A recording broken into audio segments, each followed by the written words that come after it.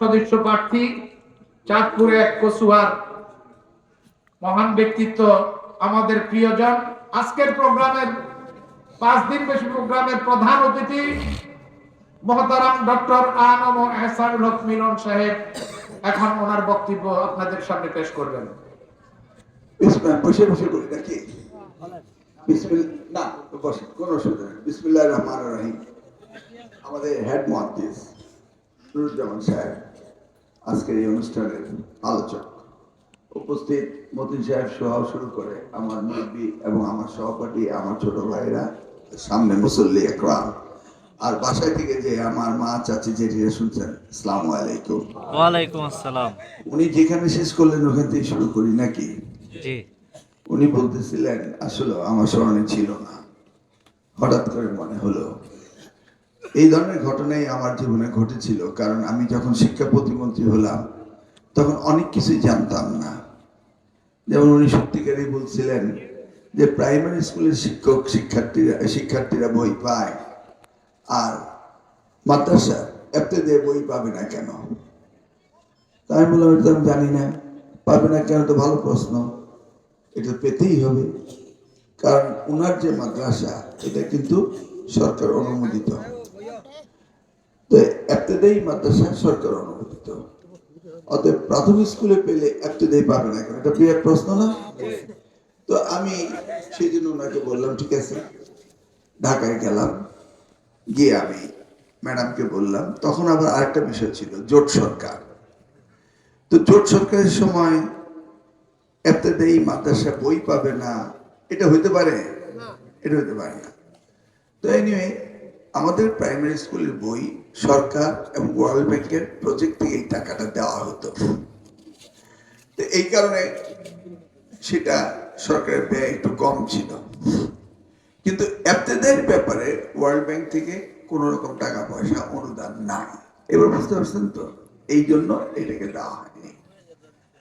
তো আমি ম্যাডামকে বললাম, ম্যাডাম এটা আমাদের দিতে হবে, আমরা জোটের সরকার, আর আমাদের ইসলামিক অনুভূতি, এই বিষয়টা ধর্মীয় অনুশাসন, জাতীয়তাবাদী দল শহীদ রাষ্ট্রপতি জিয়া রহমান, যিনি সংবিধানে বিসমিল্লাহির রহমানির রহিম লিখেছেন, তো সেই সরকার এফতেদায়ী মাদ্রাসাকে তো বাদ দিতে পারে না। এবং এই মাদ্রাসার উন্নয়ন শহীদ জিয়ার সময় থেকে শুরু হয়েছিল, এবং এই শিক্ষকদের, বেসরকারি শিক্ষকদের 50% বেতন দিয়ে তিনি শুরু করেছিলেন। তো বললো, টাকা পাবে কোথায়? তাই ইনশাআল্লাহ টাকার ব্যবস্থা হয়ে যাবে। তো আমি বোর্ডের চেয়ারম্যানকে জিজ্ঞেস করলাম যে কত টাকা আপনারা রয়্যালিটি পান, মানে বাজারে যে বই বিক্রি করে এই বইয়ের 10% মাদ্রাসা বোর্ডে জমা দিতে হয়। তো মাদ্রাসা বোর্ডের যে এপ্রিলে বই বিক্রি হয় তার 10% যেই টাকা জমা হয়, তো সেই টাকার 10% হলে 100% কত টাকা? এত টাকাই লাগবে। তো হিসাব করে আমি পেলাম 6 কোটি টাকা ওই সময়ে। তো 6 কোটি টাকার জন্য আমি যে সমস্ত মাদ্রাসা বোর্ডগুলোর স্বচ্ছ, যেমন ঢাকা বোর্ড শত শত কোটি টাকা রয়েছে, Comilla board, Jessore board, Rajshahi board, এগুলি পূর্ণ বোর্ড, তো ওদের কাছ থেকে আমি 6 কোটি টাকা নিয়ে নিলাম এই বইয়ের জন্য। এখন ইউনো সাহেবদের চিঠি পাঠালাম যে এই বইগুলি আমরা প্রিন্ট করব, তালিকা দেন কোন মাদ্রাসায় কত। ও মা মা, এটা হুজুর জানতো না, আজকে জানলো আর কি। উনি প্রসঙ্গটা আনছেন, তাই আজকে জানলেন। ইউনোরা যখন রিপোর্ট দিল তখন দেখা গেল 16 কোটি টাকা লাগবে। কোথায় 6 কোটি আর কোথায় 16 কোটি? আমাদের সময় কিন্তু এত বাজেট ছিল না, এত ঋণও ছিল না, এত ঋণ খেলাপিও ছিল না।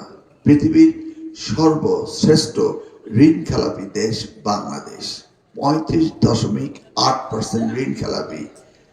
ব্যাংক থেকে টাকা লোন নেয় কিন্তু টাকা ফেরত দেয় না, সরকারের টাকা মেরে খায়, ঋণ খেলাপি হয়।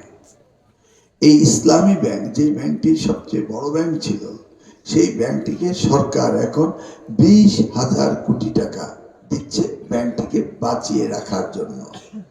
এই 20,000 কোটি টাকা নিয়ে গেছে এই যে পতিত সরকারের লোক এস আলমরা, মনে আছে? 2 কোটি টাকার জন্য ম্যাডামকে জেলে রাখছে। আর গতকালকে 850 ভরি স্বর্ণ পাওয়া গেছে, পায় নাই? তাদের মুখে বড় কথা। এনিওয়ে, তখন আমাকে সাইফুর রহমান বললো, আমাদের সাবেক অর্থমন্ত্রী মরহুম মারা গেছেন আল্লাহ বেহেশতে রাখ, যে তুমি যে এইভাবে বিনা হিসাবে একটা বাজেট দিলে, এখন বাকি টাকা ম্যাডাম ডেকে বললো 10 কোটি টাকা আমাকে দিতে হবে। তা আমার দোষটা কোথায়? মাদ্রাসা বোর্ডে রয়্যালিটি পায় যেই টাকা 10%, সেইটার হিসাবে 6 কোটি টাকার বই। সিম্পল অঙ্ক। আমি তো বুঝি নাই যে এখানে চুরি রয়ে গেছে, বুঝলেন তো মতিন সাহেব? মানে ওই রয়্যালিটির টাকা মাদ্রাসা বোর্ডে জমা দেয় না, তো মাদ্রাসা বোর্ডের রয়্যালিটি যা পাইছে 6 কোটি, 100% দিলে কত কোটি হবে, সেইভাবে আমি হিসাব করে দিয়ে দিলাম। এখন 16 কোটি টাকা যখন লিস্ট আসলো, তখন এই টাকা নিয়ে বিপদে পড়লাম। যাই হোক, আল্লাহ উদ্ধার করেছে। আমরা সেই সময় ইবতেদায়ী মাদ্রাসাকে আমরা বই দিতে পেরেছিলাম। আজকে এই যে ইবতেদায়ী মাদ্রাসা বই দেওয়ার যে সূচনাটা, এই সরকারিদার, এটা আমাদের মুহাদ্দিস সাহেবই পাবে, এটা আমি পাবো না। বলেন আলহামদুলিল্লাহ। আলহামদুলিল্লাহ। স্মরণ করিয়ে দিলেন। আমি এসে বসে আছি, উনি নামাজের কথা বলতেছেন, তাই না? তো নামাজ যে পড়তেই হবে, নামাজ যে আল্লাহ মাফ করে না এই হাদিস ওনারা বলবেন, নামাজ পড়তেই হবে, এটা মাফ নাই, পড়তেই হবে, এটা ফাঁকি দিলে চলবে না। তো আমার হঠাৎ করে এই ঘাড়ের 5 এবং 6 গ্যাপ হয়ে গেছে বললো। সেটা হলো 2012 সালে জেল থেকে বেরোনোর পরে এই জায়গাটা ব্যথা করে। তো আমি ব্যাংককে গেলাম, যাওয়ার পরে তারা বলল এটা একটা গ্যাপ হয়ে গেছে, এটা এইজিং গ্যাপ। তাহলে ভাই, আমার তো তেমন এইজ হয় নাই তখন, 2015 সালে, এখন তো 25 সাল নাকি। তো আমি বললাম আমার তো তেমন গ্যাপ হয় নাই, এটা 2013 সালে। বললো যে না, এটা করার কিছু নেই, এইভাবে লিভ উইথ পেইন, এই ব্যথা নিয়েই বাঁচতে হবে। অনেকের হয়, কোমর ব্যথা হয়, হাঁটু ব্যথা হয়, এটাকে পেইন ম্যানেজমেন্ট শিখিয়ে দেয় তারা। তো আমি হঠাৎ করে, আমার এক ছোট ভাই চায়নাতে বেশ ভালো অবস্থায় আছে, সে বলে বলল আমরা একটু বেড়ায় যা, আমি একটা শ্রেষ্ঠ অর্থোপেডিক হসপিটাল আপনি নিয়ে প্রফেসরের সাথে কথা বলাবো, ওখানে দেখি এটা কোনো প্রতিকার আছে কিনা। আমি আবার এই চাইনিজ বিভিন্ন রকম ট্রিটমেন্টের উপর আমার আস্থা আছে, তারা কিন্তু নন মেডিসিন অনেক ট্রিটমেন্ট করে, অ্যাকুপাঞ্চার, এগুলি অনেক ট্রিটমেন্ট আছে, আমি এগুলি বেশি নেই। তাই ভাবলাম যে এই অ্যাকুপ্রেশার, অ্যাকুপাঞ্চার, সুই ঢুকায় দেয়, এই সমস্ত ট্রিটমেন্ট প্রাচীন ট্রিটমেন্ট। তা আমি ওখানে গিয়ে ওই প্রফেসরের সাথে দেখা করলাম। প্রফেসর বলে তুমি তো মুসলমান? আমি হ্যাঁ। তুমি কি নামাজ পড়ো? আমি হ্যাঁ পড়ি। 5 ওয়াক্ত পড়ো? আমি হ্যাঁ পড়ি। তাহলে তো তোমার এই রোগ হইতে পারে না। তো আমি খুব সারপ্রাইজলি ওর কথা শুনতেছি। চাইনিজদের কিন্তু কোনো ধর্ম নাই, ওরা ধর্ম বলতে কোনো প্র্যাকটিসই করে না ওরা। এই ডাক্তার সাহেব, প্রফেসর সাহেব আমাকে বলতেছে যে তুমি নামাজ পড়লে এই রোগ হলো কেন? তা আমি তো যাই না, তো নামাজ পড়ি। তো সে আমাকে বললো কিভাবে নামাজ পড়ে একটু দেখাও তো আমাকে। তো আমি ওই যে আব্বা শিখাইছে সিজদায় গেলে ছাগলের বাচ্চা পেটের ভিতর দিয়ে চলে যেতে হবে, এগুলো শিখেছিলাম ছোটবেলায়। তো আমি যতটা না করি তার চেয়ে বেশি তারা দেখাচ্ছে যে এইভাবে করি, আসলে ওইভাবে আমি প্র্যাকটিস করি। তো ডাক্তার বললো যে তুমি তো ঠিকই আছো, সেজদায় রুকু, কতবার তুমি সেজদায় রুকুতে দোয়া পড়ো? 3 বার। উঠতে 5 বার। কিভাবে পড়ো? তা বললো সুবহানাল্লাহ, সুবহানাল্লাহ, সুবহানাল্লাহ। ও তাই, দিস ইজ ইওর প্রবলেম। আমি কি হলো? তুমি কয় রাকাত নামাজ পড়ো? ফরজ যেটা সেটাই পড়ি, 4 রাকাত, 3 রাকাত, যেটা তোমার দরকার 2 রাকাত। না না না না না না, এইভাবে হবে না। তুমি কমপ্লিটলি, নামাজ হলো মেডিটেশন। দাঁড়িয়ে যেইভাবে দাঁড়াতে হবে দাঁড়াও, ঠিক সেইভাবে মনোযোগের সাথে নামাজ পড়ো। সেজদায় যাও, রুকুতে যাও, সেখানে গিয়ে সুবহানাল্লাহিল আযীম, সুবহানাল্লাহিল আযীম যেভাবে দম নিতে হবে, যেই পজিশনে যেতে হবে সেই পজিশনে যাও, সম্পূর্ণ নামাজ পড়ো। অত জোরের নামাজ 4 রাকাত পড়লে হবে না, 10 রাকাত পড়তেই হবে। তার সাথে প্লাস 2 রাকাত যদি নফল পড়া যায় সেটা পড়ো। তুমি এইভাবে প্র্যাকটিস করবা, তাহলে না কমপ্লিট নামাজ পড়লা। এই যে কমপ্লিট নামাজ যারা পড়ে তাদের এই 5 and 6 এ কোনো গ্যাপ হতে পারে না, কারণ সায়েন্স বলে এটা হয় না। তুমি প্রপারলি নামাজ পড়ো না, তাই হয়। কি মতিন সাহেব, ইঞ্জিনিয়ার সাহেব, বুঝতে পেরেছেন? এইটাই হলো কোরআন এন্ড সায়েন্স। কোরআন শরীফ, নামাজ, রোজা এবং সায়েন্স, এই যে সাথে রোজার কথা বললাম। রোজা হলো অটোফিজি। জাপানের এক সায়েন্টিস্ট নোবেল পেয়েছে রোজার উপরে, বেশি দিন না, বোধহয় 15-20 বছর হয়েছে, নামটা ভুলে গেলাম। ওনার সাবজেক্টটা ছিল অটোফিজি, মানে মানুষের দেহে, আমি বায়োলজি পড়ি নাই, ইঞ্জিনিয়ার সেটা বায়োলজি পড়ে নাই, এখানে ডাক্তার আছে কিনা জানি না, তারা ভালো এক্সপ্লেন করতে পারবে। আমি ম্যাথমেটিক্স ম্যাথের ওনার মতোই আর কি, পরে তো বিজনেস, পরে তো পলিটিক্যাল সায়েন্সের উপর পিএইচডি, আমার লেখাপড়া সব দিকে। তো অটোফিজি হলো মানুষের দেহে কোনো মৃত কোষ থাকে না।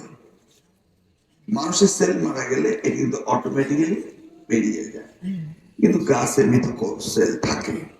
জীব ও জড়, জীবন্ত এবং জড়, যে জীবন্ত না এর পার্থক্য স্কুলে কলেজে ওনারা পড়ান। তো ওই জায়গায় অটোফিজি হলো মানুষের উইক সেল, দুর্বল সেল, মৃত সেল, এইটা যেটা, যে কোষটা জীবন্ত শক্তিশালী, এইটা ওই কোষটাকে খেয়ে ফেলে। এবং এই কোষটা খাওয়ার পদ্ধতি হলো মানুষের শরীরকে রিফাইন করে। রোজার সময় যখন আপনি নিয়ম অনুযায়ী রোজা থাকেন, নামাজ পড়েন, ব্যায়াম করছেন, রোজাও থাকছেন, নামাজও করছেন, মেডিটেশন করছেন, আল্লাহকে ডাকছেন, তখন এই শরীরের দুর্বল এবং মৃত কোষগুলিকে সজীব কোষ খেয়ে ফেলে। এটা আবার 3 দিন রোজা থাকলে হবে না, এটা রোজা ওই যে 30 দিনের রোজা। আস্তে আস্তে আস্তে বডির ওই দুর্বল সেলগুলি দুর্বল হতে থাকে এবং সজীব সেলগুলি ওই দুর্বল শরীরে খেয়ে ফেলে এবং আপনার পুরো শরীর ঠিক হয়ে যায়। বুঝতে পারছেন তো? এটা কিন্তু নোবেল পেয়েছে, সে জাপানের একজন সায়েন্টিস্ট। দেখেন আমাদের কোরআন হাদিসে রোজা থাকা, এই নামাজ পড়া। আমি এরপরে ওখান থেকে তো দেশে আসতে পারলাম না, মালয়েশিয়া চলে গেলাম। ওখানে গিয়ে একটা সেমিনারে জয়েন করলাম। দেশে ঢুকলে কেবল জেলে দেয়, তাই বলে যে একটু বাইরেই থাকি। তো আমি মালয়েশিয়ায় গেলাম, মানে আমি, আমার স্ত্রী আর আমার মেয়ে, আমরা উমরা করতে গেলাম 2014 ডিসেম্বর মাসে। 2015 7 জানুয়ারি সারা দেশে হরতাল ডেকেছে বিএনপি, মনে আছে? আমি সমস্ত মামলা বেল নিয়ে গেলাম উমরা করতে। যখন আমি তওয়াফ করতেছি তখন মহিউদ্দিন খান আলমগীরকে হিন্দু জাজরে দিয়ে আমার বেলটা ক্যান্সেল করে দিল। আমি আর দেশে আসতে পারলাম না। আমার স্ত্রী, বেবি, আমার মেয়ে আমাকে নেপালে রেখে তারা আমেরিকা চলে গেল গিয়া, কারণ নেপাল ছিল বিনা ভিসায় যেতে পারি আমি। ওখানে গিয়ে আমি চিন্তা করলাম কি করা যায়। তো একটা ইনভাইটেশন নিলাম ইন্টারন্যাশনাল ইসলামিক ইউনিভার্সিটি মালয়েশিয়াতে, সেখানে কোরআন এন্ড সায়েন্সের উপর একটা আলোচনা হবে, সেই জায়গায় আমার গেস্ট করা হলো। গিয়ে দেখি শমশের আলী স্যার কয়েকদিন আগে মারা গেলেন, চিনেন তো আপনি? মস্ত বড়, মানে এই কোরআন এন্ড সায়েন্সের উপর সবচেয়ে বই লিখেছেন, ফিজিক্স ডিপার্টমেন্টের চেয়ারম্যান ছিলেন, আমাদের শিক্ষক ছিলেন, ওপেন ইউনিভার্সিটি তিনি তৈরি করেছিলেন। Doctor Shamsher Ali north south ইউনিভার্সিটির ভিসি ছিলেন, আমরা খুব আদর করতেন। তো উনি ওখানে কোরআন এন্ড সায়েন্সের উপর অনেক বই লেখা আছে, তো উনি সেখানে চিফ গেস্ট। আমি গিয়ে দেখি, আমি স্পেশাল গেস্ট, স্যারকে দেখে কোরআন এন্ড সায়েন্স সম্বন্ধে কি বলবো, আমার বলার কিছু নাই। যেমন মুহাদ্দিস সাহেব যদি বক্তৃতা দেয় আমার কিছু বলার থাকে, উনি তো এই বিষয়ে বিশেষজ্ঞ, আমি তো শুনতেই হয়। এই জন্য হচ্ছে আপনি বলেন আমরা শুনি, এমন ওয়াজ করবেন যেন আমরা সকলেই ওনার ওয়াজে ভক্ত হই এবং এগুলি ঠিক মতো করি। আমি সেই অনুষ্ঠানে অবশ্যই ইংরেজি ভাষায় এই নামাজের ফজিলতটা ওখানে কোরআন এন্ড সায়েন্স এইটাকে আমি ডেসক্রাইব করলাম। সবাই মন্ত্রমুগ্ধের মতো শুনল what is Quran and science practically. আমাকে একজন চাইনিজ ডাক্তার বোঝালেন, বুঝতে পেরেছেন তো? তো সেই জন্য বলছি যে হুজুর যে বক্তৃতা দিলেন, এই বক্তৃতায় নামাজ কখনো বাদ দেওয়া যাবে না, এটা পড়তেই হবে এবং এটা বাদ দেওয়ার কোনো সুযোগ নাই। যখনই বয়স হবে তখন তো পড়তে হবে এবং মৃত্যুর আগ পর্যন্ত পড়তে হবে। আমার মা প্রায় 88 বছর বয়স, আল্লাহ এখন রেখেছে, সবসময় সুস্থ থাকেন না, কিন্তু নামাজটা কখনো মিস করেন না। চিন্তা করে দেখেন, আপনাদের ঘরে আপনাদের মা যারা আছে, যেমন আমার মা, আপনাদের মা, আমি এই জগতের ওর মার কথা বলতেছি না, আমাদের মার কথা বলতেছি, যার বয়স 70, 80, 90। ওই মারা কি কোনো অন্যায় করতে পেরেছে? আমার মা, আমরা 10 ভাই বোন, 10 ভাই বোন রে মাস্টার ডিগ্রি পাস করাইছে, 10 ভাই বোন রে স্কুলে পাঠানো, স্কুল থেকে আসানো, নিজে পড়ানো। উনি আর মাঝখানে বলছে পারিবারিক শিক্ষাই সবচেয়ে বড় শিক্ষা, এর চেয়ে বড় শিক্ষা নাই। আউয়াল সাহেবকে আমি ওখানে সামনে এনে বসিয়েছিলাম, তার কারণ এই শিক্ষা আমার পরিবার দিয়েছে, তাই না? আমাদের গুণীজনকে যারা সমাজে সেবা করেছে তাদের সম্মান করা। আমার মার কখনো পাপ করার সুযোগ হয় নাই, লেনদেন করার সুযোগ হয় নাই, মানুষের ক্ষতি করার সুযোগ হয় নাই। তারা হলো এই দুনিয়াতে, আমি মনে করি যদি বেহেশতে কে যাবে না যাবে এই কথা যদি আমি চিন্তা করি, আমার মার ছবিটা আমার সামনে আসে যে জান্নাতুল ফেরদাউস আমার মার জন্য অ্যালটমেন্ট থাকতেই হবে। কারণ জীবনে কোনদিন ধরে কথা বলে নাই, কারোর ক্ষতি করে নাই, কারোর অন্যায় করে নাই, কারোর ঠকায় নাই। সন্তান আর স্বামীকে নিয়ে তার জীবন, সে যখন উঠতে পারে না তখনও কিন্তু সে নামাজটা কাজে দিবে না। এখন ওনার কাছে 5 ওয়াক্ত নামাজ মনে হয় যেন 15 ওয়াক্ত হয়ে গেছে। এই আজান শুনলাম না কেন, এই আজান শুনলাম না কেন, নামাজ হয়ে গেল নাকি? তো যাই হোক, ওই মালয়েশিয়া ইন্টারন্যাশনাল ইসলামী ইউনিভার্সিটিতে এই বক্তৃতা দেওয়ার পরে আমাকে সেখানে মানে সেরা বক্তা হিসেবে গণ্য করা হলো। সেই ধর্ম আমরা পালন করি, সেই ধর্ম আমরা প্র্যাকটিস করি না, যেই ধর্মে আমাদের সব নিরাময় রয়েছে। আর সেই দেশের মানুষ হয়ে এখন রাস্তা দিয়ে আসার সময় দেখি মোটরসাইকেল নিয়ে পাশে বসে থাকে এবং তারা মাদক আসক্ত হয়ে যায়। কি করে এটা সম্ভব হলো? কেন এটা হলো? এখান থেকে কি ফিরে আসতে হবে না? কাদের ফিরে আসতে হবে? আপনাদের। আজকে এই মধ্যরাতে কয়দিনের তাফসীর? 5 দিনের তাফসীর শোনার জন্য আপনারা বসে আছেন অধীর আগ্রহে। শুনলেন, প্র্যাকটিস করার চেষ্টা করছেন এবং প্র্যাকটিস করবেন, এটা বিশ্বাস করি। কিন্তু আপনাদের কি দায়িত্ব নাই এই সমাজে যে অপক্ষয় হয়েছে সেটাকে ফিরিয়ে আনা?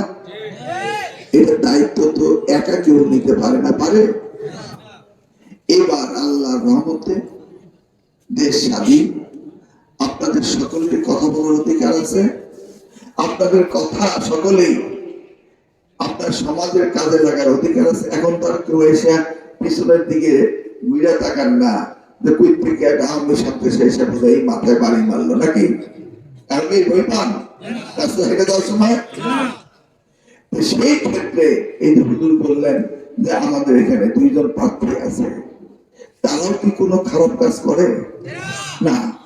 অতএব 2 জন প্রার্থী, আমরা এই দেশকে কিছু করতে চাই, কিন্তু এই সাথে তো আপনাদের শরীরটা হইতে হবে। এই মাত্র আমি মাহফিলে গেলাম, বেরোনোর সময় আমার ছেলেবেলা ডাকাডাকি করতেছে, তাকায় দেখি মেজবা সাহেব। মেজবা তো একটু ছোটখাটো, যে আমাদের আমি চিনেন তো, মেজবা সাহেব আর আমাদের কোচর কলেজের প্রিন্সিপাল সাজুলি সাহেব, 2 জনে। আমি 2 জনের বগলের তলে নিয়ে চলে গেলাম ভিতরে, গিয়ে খাইতে বসলাম, 2 জনে নিয়ে খাইতে বসলাম, ওসি সহ। এখন এই ওসিকে আমি ওসি হিসাবে এখানে তদবির করে আনছি। এই ওসির ব্যাকগ্রাউন্ড ছিল ছাত্র শিবিরের, এই জন্য আমি তাকে আনছি, খুঁজেই আনছি যে একটা শিবির ওসি আনবো। আমি তো জানি না যে জামাত আমার প্রতিদ্বন্দ্বী হবে দেশ স্বাধীন হওয়ার পরে। আমি খুঁজে আনছি, কেন জানেন? কারণ আমি মনে করি যে তার ভিতরে একটু নৈতিকতা বেশি থাকবে। এই মুহূর্তে যে জায়গায় পুলিশের অধপতন হয়েছে চারিত্রিক ভাবে যেটা আওয়ামী লীগ করেছে, আল্লাহর মতো পুলিশ আমি দেখছি এখন অনেকটাই ফিরে আসছে। তারা কেউ দেখে না পুলিশ ডিপার্টমেন্ট, আমি দেখি যে অনেক কাজ তারা করেছে, যে একদম ধ্বংসস্তূপ ছিল পুলিশ। তো উনি আসছে, মাঝখান দিয়ে দেখি যে আমার প্রতিপক্ষ ওনাকে ট্রান্সফার করার জন্য খুব তদবির করতেছে বর্তমান ওসি সাহেব। তা আমি সাথে সাথে ওই মেজবাকে কল করে বললাম, আর জামাতের আমির চাঁদপুরে বললাম যে এই সাহেবরা, আমি ওসি ডায়না দিলাম, মূলত তো শুধু আপনাদের দল করতো, এর যে ট্রান্সফার করতে চাচ্ছে আপনি একটু তদবির করেন এসপি সাহেবের সাথে, রিপোর্টটা বলেন যে সে ভালো কি খারাপ। ওরা কিন্তু প্রচন্ড তদবির করছে, বাট আমার ক্ষমতা দিয়েই আমি এটাকে রেখেছি। এখন নির্বাচন কমিশন শুনতেছি যে ওসি পাল্টায় ফেলবে। তো ওই আমার সাথে মেজবা সাজুলি ভাত খাচ্ছি আমরা এই সন্ধ্যা। আমি তখন মেজবা বললাম, মেজবা ওটা আমি তুমি করে বলি, অনেক ছোট। তাই বললাম, মেজবা একটা কাজ করো, দরখাস্ত লেখো প্রধান এই উপদেষ্টার কাছে, স্বরাষ্ট্র উপদেষ্টার কাছে, তুমিও সই করবা, আমাদের প্রেসিডেন্ট খালেদা জিয়ার স্বপ্ন সই করবে, আর তোমাদের প্রার্থী আশরাফি সাহেব সই করবে, আমিও সই করব। আমরা দুই পক্ষের রিকোয়েস্ট করব এই ওসিকে রাখার জন্য। কারণ আমরা দুই পক্ষ কেউ যাই না এই কচুয়ায় আমরা সেন্টার দখল করব, মারামারি করব, ধরাধরি করবো, আমরা কি চাই? আমরা এটা করব না, আমরা এটা করার জন্য রাজনীতি করি না। তো দুই পক্ষই যদি ওসির জন্য তদবির করি, তাহলে তারা নতুন ওসি কেন দিবে? কারণ কেউ বলে এগুলি জামাতের লোক, কেউ বলে এগুলি বিএনপির লোক। এই অপবাদ থেকে এই সরকার চিন্তা করলো আমরা ইন বিটুইন কাউরে চিনি না, আমরা লটারি করবো। লটারি করে এসপি দিছে, লটারি করে ডিসি দিছে, বুঝছেন তো? এখন লটারি করে ওসি দিবে। তো লটারি করে ওসি দিবে, যে ওসি এই সাহেব কচুয়ার কিছু চিনে না, জানে না, সাজুলি সাহেবও চিনে, আশরাফিও চিনে, মেজবারও চিনে, মিলনও চিনে, স্বপনরাও চিনে, এই আমার ইয়ারও চিনে, শাহিনও চিনে, সে সকলকে চিনে। অতএব আমরা দুইজনও যদি একত্রে বলি এরই চাই, তাহলে কেমন হয়? ভালো হয় না? আমি বললাম এটা করতেই হবে। আর যদি তারা না রাখে, তবু তো ওসি বলতে পারবে যে আমি এমন একটি জায়গায় ওসিগিরি করে আসছি যেখানে সকলেই আমাকে বিচারক হিসেবে মানছে। বুঝছেন তো? এমন একটি পরিবেশে আমরা কচুয়ায় চাই, কোনো হানানি না, কোনো মারামারি না, কোন রকম আধিপত্য বিস্তারের না। বুঝতেছেন তো? এই যে উজানি, আমি সোমবার দিন মানে আমি মনোনয়ন পাওয়ার পরে আমাদের একটা রেওয়াজ আছে, আমরা উজানি কারি ইব্রাহিম সাহেবের আমরা মাজার জিয়ারত করি, করে মোবারক করিম সাহেবের মাজার জিয়ারত করি, করে আমরা নির্বাচনী প্রচারণা করি। সেই সাথে আমি আমার আব্বা, আমার দাদা, আমার বাবা বউ আলেম ছিলেন, ওনার মাজার আছে, এটা জিয়ারত করে আমরা করি। ওখানে গেছি করে হুজুর আমাকে বললেন যে আপনি তো গ্যাস দিয়েছিলেন, মানে 2002 সালে আমি গ্যাস দিয়েছিলাম উজানিতে, এখন আর গ্যাস আসে না, এখন আমরা মাহফিলে লক্ষ লক্ষ টাকার কাঠ লাগে, সারা বছরে 30 লক্ষ টাকার মতো কাঠ লেগে যায়, লাকড়ি, গ্যাস তো নাই। তাই বললাম ঠিক আছে, দেখি কি করা যায়। তো ওই সময় 2002 সালে আমি গ্যাস আনছিলাম। ওই সময় বাকরাবাদের এমপি ছিল আমার আপন দুলাভাই, তা আমি ওই সময় ওনার দ্বারা আনছি। এখন খবর পেলাম যে বাকরাবাদের এমডি উনি আমাকে খুব পছন্দ করেন, মানে এই যে সিএনজি আছে না, সত্তর সাহেব ঢাকা ইউনিভার্সিটির ছাত্র, ওই দাউদকান্দি বিএনপির সেক্রেটারি, তো উনি গ্যাসের জন্য ওখানে গেছেন আর কি, ওনাদের গ্যাসের ব্যাপার, ও তো সিএনজি। তো যখন আমার রেজাল্ট ঘোষণা হলো, ওই সময় ওনার টেবিলে সত্তর সাহেব বসা ছিলেন, উনি একটা ছোট্ট দোয়া পাঠ করলেন ওই এমডি সাহেবে, পাঠ করে বললেন যে আল্লাহ একটা ভালো লোকের নমিনেশন দিছে। তো আমার সত্তর সাহেব বললো যে আমাদের এমডি সাহেব আপনার দোয়া করলেন, আমি কেন? কারণ উনি বললেন যে মিলন সাহেব খুব ভালো লোক। আমি তো কুলু পেয়ে গেলাম। আমি ওনার ফোন করে বললাম যে ভাই সাহেব, আপনাকে আমার উজানিতে আসতে হবে মেহমান হিসাবে। এই যে সোমবারে আমি ওনাকে নিয়ে গেলাম, নিয়ে গিয়ে বললাম যে ভাই আপনি এখানে গ্যাসটার ব্যবস্থা করে দেন। আমি কিন্তু এখনো মন্ত্রীরা কিচ্ছু না, কারণ এই ভদ্রলোক তার 4টা ছেলে, 4টা ছেলেকে কোরআনে হাফেজ বানিয়েছে। সে বুয়েটের ইঞ্জিনিয়ার, বুঝলেন তো মতিন স্যার, বুয়েটের ইঞ্জিনিয়ার। সে তার 4টা ছেলেকে কোরআনে হাফেজ বানিয়েছে। কি ধরনের সৎ মানুষ চিন্তা করতে পারেন? আমারে বললো সত্তার সাহেব, ওই জীবনে প্রথম একজন এমডি দেখলাম কাউর কাছ থেকে 4 পয়সা খায় না। কি জন্য খায় না বলেন না? এত বড় একটা প্রতিষ্ঠানে পরকালের জন্য, পরকালের চিন্তা করতে হবে। আমরা যারা রাজনীতি করি তারা পরকালের কথা চিন্তা করি না। আমরা যারা রাজনীতি করি তার শুধু নিতেই জানি দিতে জানি না, খালি এইভাবে নেই, চিন্তা করে নেই, উৎ করতে জানি না, তাই না? জানাইলে আমার প্রতিপক্ষ ডক্টর মহিউদ্দিন খান আলমগীর কি দরকার ছিল আমাকে 70 বছরের মহিলার রেপ করছে এই মামলা দেওয়া? কি দরকার ছিল আপনাদের গ্রামের আসানে আমাকে মামলা দেওয়া? আমি নাকি তার বাড়িতে চাঁদা করে দিতে গেছি, আপনাকে প্রতিবাদ করতে পারেন নাই? কি দরকার ছিল আমার বছর পর বছর জেলে রাখা? কি দরকার ছিল আমার মেয়েটা এই দেশে থাকতে পারে নাই, পরীক্ষা দিতে পারে নাই, চলে যেতে? কি দরকার ছিল এই ওলামা একরামদের উপরে ওই 2013 সালে 5ই মে এইভাবে গণহত্যা করা, ওলামা একরামদের মেরে ফেলা? কি দরকার ছিল? কিন্তু তার ফল তখন পাচ্ছে না। আর আমরা যখন 96 এমপি হয়েছিলাম, এই তেগুড়া সেন্টার, ওই যে ফটিক আছে, এই যে আমাদের শাহিন আছে, ওই কামাল আছে, সকলে আছে, এরা তখন ছোট্ট ছিল না? আপনার মুরব্বী ছিলেন মতিন সাহেবরা তখন 3টে ইঞ্জিনিয়ার। এই ছোট্ট ছেলেরা আমাকে পাস করিয়েছিল, করায়নি? 96-তে এত মামলা খেলাম, আপনাদের ছেড়ে যায়নি, এদেরকে নিয়ে আসি। 2001 সালে মন্ত্রী হলাম, আপনাদের এই এলাকায় কি চাকরি বাকরি দেয়নি? হ্যাঁ দিয়েছি, খালি একজনকে দেয়নি না, শাহিনকে দেয়নি, আরেকজন জসিমকে দেয়নি। জসিম হেডমাস্টার আছে, ওরা স্কুলে দিয়েছি। এই এলাকাতে আমি আমার স্কুলটা বানালাম আমার বাবার নামে, নাকি? রাতারাতি স্কুল বানালাম, জিপিএ প্লাস পাইলো। এই এলাকার ছেলে মেয়েরা লেখাপড়া করে না?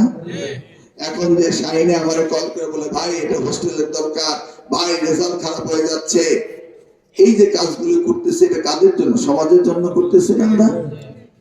কিন্তু দেখা গেল যার মাধ্যমে আমি টাকাগুলি দিয়েছি, আমাদের মতিন ইঞ্জিনিয়ার সাহেবের সবচেয়ে কাছের প্রিয় পাত্র, যাকে আমি 10 লক্ষ টাকার নগদ চেক দিয়েছি, যাকে আমি সমস্ত টাকা পয়সা দিয়েছি, সে কোথায় কি টাকা পয়সা নিছে না নিছে উলট পালট করে ওনারই ছেলে সে এই কলেজ, এই স্কুলের নাম আমার বাবার নামে স্কুল পাল্টিয়ে ফেলে। ওরা কি ওদের বাবার নামে একটা স্কুল করতে পারে না? আর আপনাদের এলাকার সেই জামাই, সে বিশ্বাসঘাতকতা করে এই স্কুলটা আমার বাপের নামে স্কুলটাকে পরিবর্তন করে। আমার এই স্কুল আমি কষ্ট করে তৈরি করেছি, আমি টাকা দিয়ে তৈরি করেছি, নাকি? সমাজের জন্য তৈরি করেছি। এই স্কুলের ছেলেদেরকে ইঞ্জিনিয়ার বানিয়েছি, চাকরি দিয়েছি আপনাদের জন্য, এলাকার জন্য, নিজের জন্য। এটি আমার সব গায়ে জানিয়া, নাকি? মানুষ কত দুষ্ট হতে পারে আপনাদের দেশের জামাই, বুঝতে তো? কত বড় নাফরমান হতে পারে, কত বড় বেঈমান হতে পারে। এর কি ধর্ম কর্ম ওদের আছে? প্রিয় এলাকাবাসী, আমি 96-তে আসছি, এত কষ্ট পেয়েছি, ছেড়ে যায়নি। 2001 সালে মন্ত্রী হয়েছি, শিক্ষকরা বলতে পারে। এই উনার নিশ্চিন্তপুর মাদ্রাসার রাত্রেবেলায় গিয়ে আমি আর আমার স্ত্রীকে কম্বল বিতরণ করি ওনার ছাত্রছাত্রীদেরকে, ওনাদেরকে বলে তো যাই না। একটি মাদ্রাসা নাই যার উন্নয়ন করে ওপারে গিয়ে দেখেন বিতারা মাদ্রাসা, 3 লক্ষ পানি থাকতো, ওইটার মধ্যে কত বড় বিল্ডিং বানিয়ে দিয়েছি, দেয়নি? ওই যে মতিন মোল্লা, যেটার মধ্যে এখন গভর্নমেন্ট বডিতে রয়েছে, করিনি? আপনাদের কোচবিহার পলিটেকনিক ইনস্টিটিউট বানিয়েছি, কার জন্য? মাঝি মাল্লার ছেলে মেয়েরা, কৃষকের ছেলে মেয়েরা, রিক্সাওয়ালার ছেলে মেয়েরা, দরিদ্র ছেলে মেয়েরা, বৃত্তিমূলক শিক্ষা, যার পক্ষে কক্সবাজার, ঢাকা, রংপুর, রাজশাহীতে গিয়ে লেখাপড়া করা সম্ভব না, তারা যেন নিজের বাড়িতে পান্তা ভাত কাঁচামরিচ খেয়ে পলিটেকনিক ইঞ্জিনিয়ার হতে পারে এবং তাদের ভিত্তি দিয়ে যেন তারা জীবনে প্রতিষ্ঠিত হতে পারে, সেই স্বপ্ন দেখেই তো পলিটেকনিক ইনস্টিটিউট করছি, করি নাই আপনাদের জন্য? আমি কি স্বপ্ন দেখি? আমি স্বপ্ন দেখি শুধু কচুয়া না, সারা বাংলাদেশের শিক্ষা ব্যবস্থার পরিবর্তন হোক, সারা বাংলাদেশের মানুষ শিক্ষিত হোক। এইটাই তো আমার স্বপ্ন, এটা নিয়ে আমি কাজ করি, এটা নিয়ে আমি পিএইচডি করছি, এটা নিয়ে গবেষণা করি, এটা নিয়ে আমি প্রোগ্রাম করি। কয়েকদিন আগে এই শাহিনে সে 6 লক্ষ টাকা খরচ করে একটা প্রোগ্রাম করলো ওবায়দুল্লাহ স্কুলে ছেলে মেয়েদের নিয়ে, মনে আছে? যখন অনুষ্ঠান শেষে আমার কাছ থেকে অটোগ্রাফ নিচ্ছে ছেলে মেয়েরা, আমি ওদেরকে ফুলের মতো তাকিয়ে আছি। আগামী দিনে আমার হাজার হাজার ছেলে মেয়ে উচ্চ শিক্ষিত হবে, সারা বাংলাদেশে তাদের সুনাম ছড়িয়ে পড়বে এবং আমরা সুন্দর বাংলাদেশ দেখবো, সেটা তো আমরা চাই। কিন্তু এই স্কুলটিকে ধ্বংস করে দিয়ে গিয়েছে। কেন রে ভাই? তাদের সময় তো যারা গভর্নিং বডির প্রেসিডেন্ট ছিল কেউ তো 1 টাকা খরচ করে নাই। সে তো কয়েকদিন আগে আমার কর্পোরেট বললো, ইউনিয়ন বলেন না কিছু টাকা দিতে কয়টা চৌকি কিনি। আমাদের হৃদয়ে কচুয়া, আমাদের হৃদয়ে বাংলাদেশ। আমরা নিজের জন্য জন্মগ্রহণ করিনি, আমরা জন্মগ্রহণ করেছি দেশের জন্য। সেই জন্যই আমি আমার স্ত্রী কতটা মামলা দিয়েছে, দেশ ছেড়ে পালিয়ে গেছি, যাই নাই। যুক্তরাষ্ট্রের নাগরিকত্ব বিসর্জন দিয়ে বাংলাদেশের রাজনীতি করি, এমন নজির আর দ্বিতীয় হতে পাবেন না আপনাদের জন্য।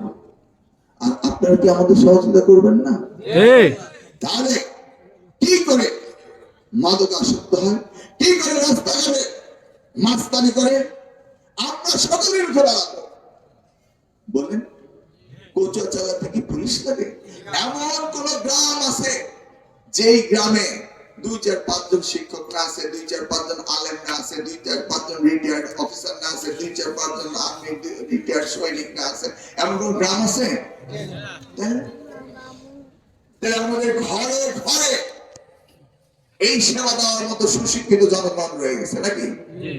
তাহলে আমাদের প্রত্যেকটা গ্রামে যদি 2-4-5 জন শিক্ষক থাকে, 2-4-5 জন যদি রিটায়ার্ড লোকজন থেকে থাকে, আমরা সকলে মিলে কি এই গ্রামে যারা এই দুষ্টামি করতেছে, এই সন্ত্রাসী করতেছে, এই মাস্তানি করতেছে, তাদেরকে আমরা প্রতিরোধ করতে পারি না? এখন কি আর সেই পতিত আওয়ামী লীগ আছে খাট তারা করে আপনার দিকে তাকাবে? ওই সাহসিকতা আছে? আমি মিলন যদি বেঁচে থাকি, কচুয়াতে কোনো মস্তান থাকতে পারবে না, কোনো চাঁদাবাজ থাকতে পারবে না, কোনো অন্যায়কারী থাকতে পারবে না, কোনো রকম মাদক থাকতে পারবে না। কি আমরা সকলে মিলে এটা করতে পারবো না? এখন কে আপনাদের ঠেকায়? এই যে প্রশাসন, এই যে গত 15 মাস প্রশাসন এই কচুয়া চালালো, এই 15 মাসে কারা দুর্নীতি করেছে আমার কাছে সেই হিসাব আমি আছে। আমি নিজে দুর্নীতি করি না, দুর্নীতি করব না, দুর্নীতিকে প্রশ্রয় দেব না। কিন্তু ভাই এই তো গত পরশুদিন আর টিভিতে আমার একটা প্রোগ্রাম চাইতেই হবে, 3 সপ্তাহ ধরে তারা আমাকে ঘুরাচ্ছে, যেতেই হবে। আমি বলি পারবো না। পরে এই যে কচুয়া সমাবেশের পরে বলছি যে যাবো, গিয়ে পরের দিন গেলাম, রেকর্ডিং করলো। আমি কি ভাই আমার এত চাচ্ছেন কারণ আমরা একটা নতুন একটা প্রোগ্রাম শুরু করেছি। এই প্রোগ্রামটা হলো দুর্নীতির বিরুদ্ধে জিরো টলারেন্স। ঠিক আছে, করেন না, প্রথম শোটা আপনাদের করাবো। আমি কেন ভাই? বাংলাদেশে অনেকেই দুর্নীতি করেন, অনেক লোকে আছে, কিন্তু আপনার একজন পপুলার লোক, মানুষ চিনে এবং জানে যে আপনি দুর্নীতি করেন না, অত ফার্স্ট শোটা আপনার করতে হবে। কি চান আপনারা আমার কাছে? মহিউদ্দিন খান এত মামলা করলো, একটা দুর্নীতির মামলা করতে পারলো না আমার বিরুদ্ধে, চেষ্টা কিছু করে নাই। প্রিয় মুসলিম একরামরা, ভাই আমি রাজনীতি বক্তৃতা দিতে আসি নাই, আমি আসছি তাফসীরের কথা, হুজুরের কথা শুনতে।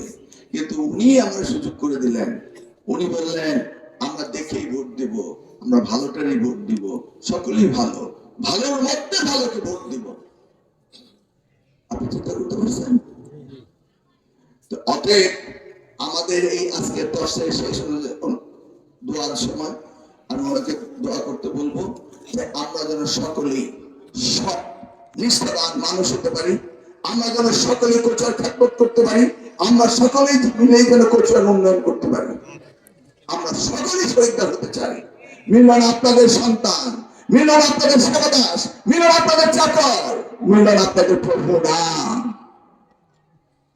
আমি রাস্তার মধ্যে দাঁড়িয়ে ওনার সাথে হাত মিলিয়েছি, কারণ আমি জানি ওনার সমাজ সেবক, ওনারা এই সমাজকে ঠিক রাখতে চান।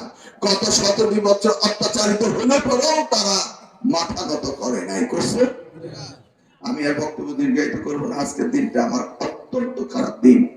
এই কচুয়ার মাটিতে আমি মিলন এই কুলি থেকে ফুল হয়েছে, যে যার কারণে, যে আমাকে শিক্ষা প্রতিবন্ধী দায়িত্ব দেওয়ার কারণে আজকে উনি বললেন বাংলাদেশের সফল শিক্ষা প্রতিবন্ধী হয়েছে, যার কারণে আজকে এই শিক্ষকরা সুবিধা পেয়েছে, যার কারণে এই স্কুল কলেজ মাদ্রাসা এই মেয়েদের উপবৃত্তি, ওই যে ওদেরকে অনুষ্ঠান করলাম দেখলাম বেশিরভাগই মেয়ে, এই মেয়েদের উপবৃত্তি, নারীদের শিক্ষা, এই প্রাথমিক স্কুলে শিক্ষিকার ক্ষেত্রে 60% হতে শুরু করে শিক্ষকদের অবসর ভাতা, কল্যাণ ট্রাস্ট, এই শিক্ষার যে ব্যাপক পরিবর্তন যিনি করেছেন, যিনি আমাকে মিলন বানিয়েছেন, তিনি এই কোচে 5বার আসছেন, সেই আমাদের সাবেক প্রধানমন্ত্রী দেশমাতা বেগম খালেদা জিয়া, তিনি অত্যন্ত অসুস্থ। আজকে বাংলাদেশের প্রত্যেকটা মসজিদে মোনাজাত হয়েছে। এমন সেই নেত্রী, যেই নেত্রী তাকে কত চেষ্টা করছিল দেশ থেকে বের করে দেওয়ার জন্য, সে দেশ থেকে বেরিয়ে যায়নি। এই নেত্রী সেই নেত্রী যার বুককে খালি করেছিল আহতমান কুকুরকে ষড়যন্ত্র করে হত্যা করে, তারপরে তিনি দেশ ছেড়ে যাননি এবং কারাগারে তিনি গিয়েছিলেন 2 কোটি টাকার মিথ্যা মামলা দিয়ে। সেই দিন হয়তো আল্লাহ উপরে থেকে দেখে দেখে একটু হাসছিলেন, আরে আমার বিচার আছে আছে, দেখো ওয়েট 17 বছর পরে দেখলাম আজকে তার ভুলতে 800 কোটি স্বর্ণ, হাজার হাজার কোটি পাচার করে আজকে ভারতে গিয়ে আশ্রয় নিয়েছে। সেখানে গিয়ে আবার লম্বা লম্বা কথা বলে, সেখানেও আর থাকতে পারবে না। ভারতের সিদ্ধান্ত নিতে হবে, তারা হাসিনাকে রাখবে না বাংলাদেশের সাথে সম্পর্ক করবে। বাংলাদেশের শত্রুর সাথে সম্পর্ক করে বাংলাদেশের সাথে মৃত্যু হতে পারে, কিন্তু জনগণের সাথে সম্পর্ক হয় না। ভারতের জনগণের সাথে বাংলাদেশের জনগণ ওই নারী প্রথা সম্পর্ক, এই সম্পর্ক রাখবে বাংলাদেশের জনগণ, কিন্তু ওই ফ্যাসিস্ট হাসিনা আছে 1600-এর উপর মানুষকে খুন করেছে, যে 20,000 মতো আহত করেছে, তাকে আশ্রয় প্রশ্রয় দিয়ে আমরা তাদের সাথে মেলামেশা করবো, এটা হয় না। ভারত এটা উপলব্ধি করছে, দেখবেন কিছুদিনের মধ্যেই তাকে ভারত থেকে বের করে দেওয়া হবে অথবা বাংলাদেশে ফিরিয়ে দেওয়া হবে।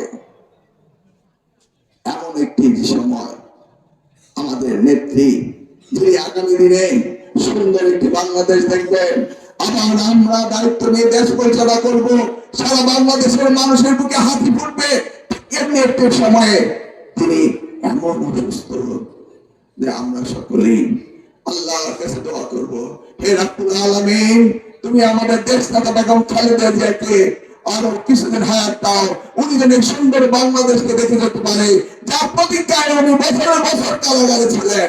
আমরা তার জন্য একটু দোয়া করব। আমি হুজুরের কাছে অনুরোধ করবো ওনার দোয়াটা বিশেষভাবে করার জন্য। আপনাদের ধন্যবাদ দিয়ে এখানে বক্তব্য শেষ করছি। আল্লাহ হাফেজ।